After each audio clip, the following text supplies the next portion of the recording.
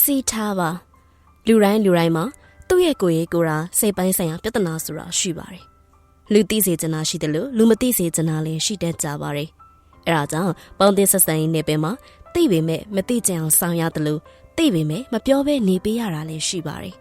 ဒီညမှာစာနာမှုကလူတယောက်ရဲ့အစင်တန်းပြပါတယ်မိတ်ဆွေအစလို့ထင်ခဲ့တဲ့လူတချို့ကကိုယ့်ရဲ့ကိုယ်ရေးကိုယ်ရာအကြောင်းအရာတွေကိုအတင်းတုပ်တဲ့အခါမှာပုံကြီးချဲ့တဲ့အခါကိုကသိပေမဲ့မသိကြအောင်ဆောင်လိုက်တာလည်းရှိတယ်နောက်တစ်ခါသူတို့ပုံကြီးချဲလို့တည်သွားတဲ့သူတွေကမထိခလုတ်ခနဲ့တက်ရီးတက်လာပြောတဲ့အခါဘာမှတော့ပြန်မပြောဘူးဒါပေမဲ့တီးမခံနိုင်တဲ့တနေ့ပြန်ပြောရင်လည်းတရားမျက်နှာတရားကြည့်နိုင်တော့မှာမဟုတ်ဘူးပြောချင်တာကဘာကြောင့်လူမှုရေးနယ်ပယ်မှာစီးမထားတာလဲဘာကြောင့်ကိုယ့်ရဲ့ပါဇက်ကိုစီကန့်ရှိအောင်မထိန်သိမ့်တာလဲဘာကြောင့်သူများရဲ့အကြောင်းအရာတွေကိုပဲနဲပြောပြီးအရသာခံကျင်ရတာလဲငါလည်းတနေ့သူ့လိုကြုံနိုင်နေဆိုရက်အဲ့လိုအသိလေးရှိဖို့လိုပါတယ်